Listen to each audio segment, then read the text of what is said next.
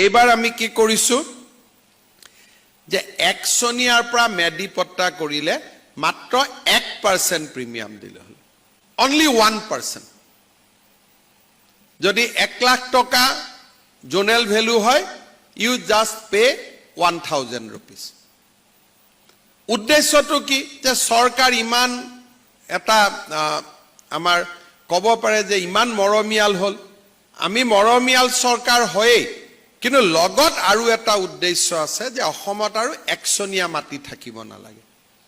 কাৰণ ভূমিক শৃংখলিত কৰিলে ভূমিৰ দালাল ব্যৱস্থাটো নোহোৱা হৈ যায়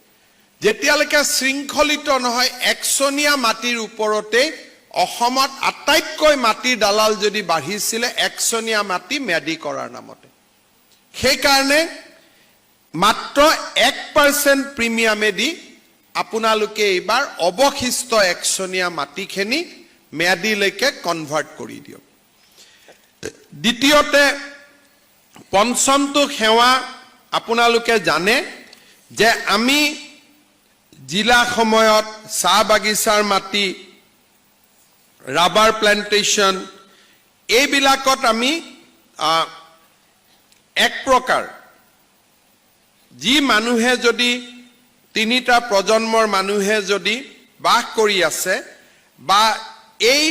অঞ্চলবিলাকত কিছুমান কেতিয়াবা চাহ বাগিচাৰ মাটিত যিকোনো কাৰণতে মানুহে ঘৰ বাৰীও বনাই লৈছে গুৱাহাটীৰ সুনচালি গ্ৰান্ট ডিব্ৰুগড় চহৰ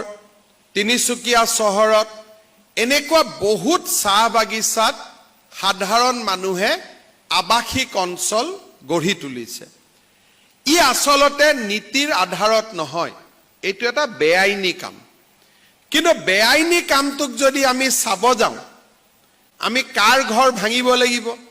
আকৌ তিনিটা প্ৰজন্মৰ মানুহ 1951 চনৰ থলুৱা মানুহ আমি ইয়াক কি কৰিম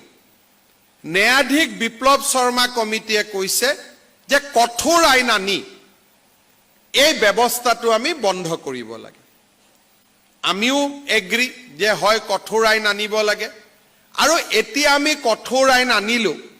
যে এতিয়াৰ পৰা যদি কোনোবাই চাহ বাগিচাৰ মাটিত যদি ঘৰ বনায় it will be criminal offense মাটিৰ পট্টা দিয়াটো কথাই নাই মানুহজনক আমি গ্ৰেপ্তাৰ কৰিব পাৰিম কিন্তু ই কেতিয়াৰ পৰা বলবৎ হ'ব আমি বৰ্তমানৰ পৰা ইয়াক বলবৎ কৰিব খুজিছো কিন্তু 2022 চনৰ আগতে 31 ডিসেম্বৰৰ আগতে যি সকলে ভুলে শুদ্ধই ঘৰ বনাই ললে তেওঁলোকক আমি ওয়ান টাইম এক্সেম্পশন দিব খুজিছো অৰ্থাৎ 22 চনৰ আগতে সুনচালি গ্ৰান্ট হক তিনিচুকীয়া ডিব্ৰুগড়ত চাহ বাগিচা যি সকলে ঘৰ বনাই ললে তেওঁলোকক আমি ভূমি নীতি অনুসৰি আমি তেওঁলোকক মাটিৰ পট্টা দিব পাৰিম as one time exception mission Basundhara 3 শেষ হৈ যোৱাৰ পিছত it will be a criminal offense আমি মানুহক গ্ৰেপ্তাৰ কৰিব পাৰিম এতিয়ালৈকে আৰু সেই আইনখন ইতিমধ্যে আমি সংশোধন কৰি ক্ৰিমিনেল সেকশন আমি ইনক্লুড কৰিছো কিন্তু এজ এ লাষ্ট ৰিজৰ্ট আমি এই মানুহখিনিক এটা সুযোগ দিছো যে ল্যান্ড ৰেগুলাৰাইজ কৰি লওক আৰু আমি ইয়াৰ কাৰণে প্ৰিমিয়ামো কমাই দিছো যে 10% অফ দা প্ৰিমিয়ামতে তেওঁলোকে এই কামখিনি কৰিব পাৰিব